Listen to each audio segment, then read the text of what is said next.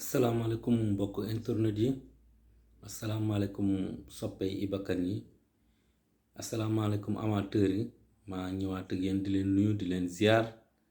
di leen baalu àq si weeru koor bi ñu nekk di ñaan ñëpp ñu wóor si jàmm ñu jeexalee ko si jàmm. Donc di nuyu président du CNG Bira Sène di nuyu le président des amateurs du Diagne Diecko di nuyu mbër yëpp di nuyu manager yëpp di commencer par Bassirou Babou di nuyu les promoteurs Gaston Mbengue Pa Abdou Fall Sambay Fall Assane Ndiaye di Nicolay waa moo géet maa ngi koy nuyu Ibrahima Diop maa ngi lay nuyu bàyyiwuma kenn Jamaïcain tous les promoteurs maa ngi leen di nuyu. tey nag maa ngi ñëwaat ak yéen dina waxtaan ak mbër moo xam ne mbër mu yëngal Sénégal la waaw mbër moomu moom dafa yëngal Sénégal 2009 la ñëw si arène bi mais dafa yëngal Sénégal mbër moomu kan la kan mooy ñëw si arène bi 2009 yëngal Sénégal mbër moo xam ne dafa commencé si 40 000 ba 50 millions muy laaj léegi lu ëpp sax 50 millions mbër moomu mooy kan mbër moomu moom mooy Siteu bi ma tuddee woon le phénomène de Lansar. kooku moom la ñaa bëgg waxtaanee tey mbër moo xam ne tey il est jeune il est adulé il est populaire kooku mooy Siteu le phénomène de Lansar kooku moo jóge ci 40 000 ci premier combat moo mbay 20 ans le 25 décembre 2009 ba ci combat bi mujj ak Papa Sow bi nga xam ne le 5 décembre 2021 la waroon am far gis ngeen lu mu mujjee mu bëree fa 50 millions. kooku la ñuy waxtaanee tey Siteu le phénomène de Lansar tey Siteu moomu tey est-ce que war naa fayeeku lu ëpp 50 millions Siteu moomu est-ce que tey jar na 50 millions man de su may répondre ci question boobu damay ne Siteu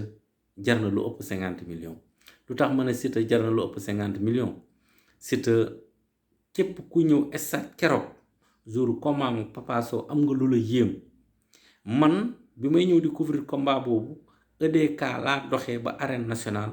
aw ma fu ma jaar pour ma dugg ci stade bi munoo am foo teg sa tànk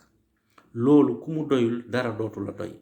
Siteu popularité am dafa jéggi dayoo Siteu bu defee open press nga yéemu Siteu buy dox ci mbedd bi nga yéemu Siteu buy dem bëre ji nga yéemu li koy topp ci doomu aadama kenn xamul nu mu toll Siteu ay fansam dañuy dagg bii dem seetaan ko parce que Siteu c'est le show d'abord c'est le show. donc mbër moomu tey bu ne taxawee ne bëgg na lu ëpp 50 millions je pense que bu amee sponsor yoo xam ne yu taxaw Siteu war na am lu ëpp sax 50 millions parce que il le mérite ndax popularité am ndax darajaam ndax mën a bëreem loolu yëpp mu ngi ci Siteu tey làmb ji dafa soxla mbër yi nga xam ne tey dañuy andil promoteur bi ay nit mais nga tëgg combat boo xam ne mu mel ni bayalu Khoudia Badiane je pense que loolu promoteur yi soxla wuñ ko promoteur dañuy soxla mbër moo xam ne tey bu ñu ko tëggee stade bi day fees dell Siteu la nag mbër la moo xam ne yàggul bu mu ñëwee ci arène parce que 2009 la ñëw ci arène bi entre 2009 ak 2022 mun naa wax ci 13 ans de carrière ci 13 ans de carrière yi mu am ci 11 victoires la ci Siteu am Siteu kan la njëkk daan mbay 20 ans la daan le 25 décembre 2009 bu mu paree ci mbay 20 ans dafa daan bébé ëmma le 25 janvier 2009 mu jógee foofu mu daan Zos 3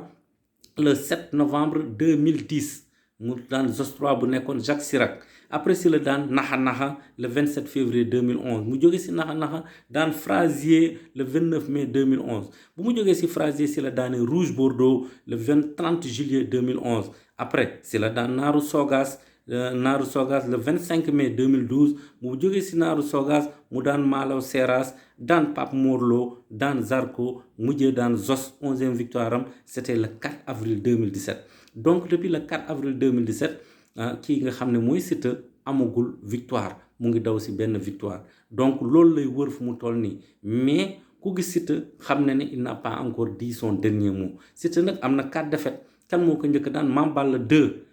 no recul moom moo ko njëkk daan moo njëkk infligé à Siteu sa première défaite c'était le 15 mai 2010 donc loolu tey am na 12 ans bu mu jógee ci Mame Balla 2 Boy Sey moo ko daan le 23 juin 2013 premier examen mu raté ko contre Boy Sey deuxième examen mu raté waat ko contre Sa Thiès le 30 juillet 2016 mu jóge ci Sa Thiès mu raté waat troisième examen de passage contre Gouye Gui le 29 avril 2018 donc 4 défaites yooyu le Siteu le phénomène de Lansar am Siteu mi nga xam ne tey ñu ngi wax ay combaam ñu ngi wax combaam ak Papa Sow pour leeralaat te si combat boobu nee na moom tant que fay ñu ko lu ëpp 50 millions du ko bëre te gis naa ne combat boobu moom bu taxawaatee njërndéem la mais Siteu tamit am na yeneen adversaire quoi qu'on dise du Papa Sow rek moo fi nekk am na mun na daje ku mel ni Diène Kaïré bien que moom bëggul Diène Kaïré mais amateurs yi ñoo bëgg combat Siteu ak Diène Kaïré mais moom mooy def choix am Siteu nag mënul yam tamit si Diène Kaïré am na yeneen xale yu fi nekk am na yeneen mag yu fi nekk donc Siteu moom na xam ne li des si carrière am du yomb du mun a yomb parce que fi mu jëm la fu mu jëm la parce que ensuite ak dayowaayam tey may na ko mu bëre ak ku nekk amul tey Siteu koo xam ne tey mun na bañ a bëre ak moom Siteu mun na bëre ay ñoom Yékini Junior mun na bëre ak ñoom Papa Sow mun na bëre ak ñoom Diène Kaïré mun na bëre ak ñeneen ak ñeneen mais li gën a am solo mooy Siteu dafa war a takkaat ngembam Siteu parce que munoo nekk mbër mu toll noonu depuis 2018 le 29 avril 2018 bëre woo d'accord sa combat am ak Papa Sow waroon na am far yàlla def li mu def amul mais gis naa ne war na mën a ñëwaat takkaat ngembam bëre bégal ay supporteram ba nga xam ne moom mu wane ne moom daanaam kul fadrin la c'est pas pour rien mu nekk leaderu Lansar bi actuellement Max Mbargane gëm ko lool waa Lansar gëm ko lool mu bëri ay supporters bëri mbooloo bu bëree mu neex bu feccee mu neex bu taasoo mu neex kooku moom mooy Siteu le phénomène de Lansar ki jóge 40 000 dem ba si 50 millions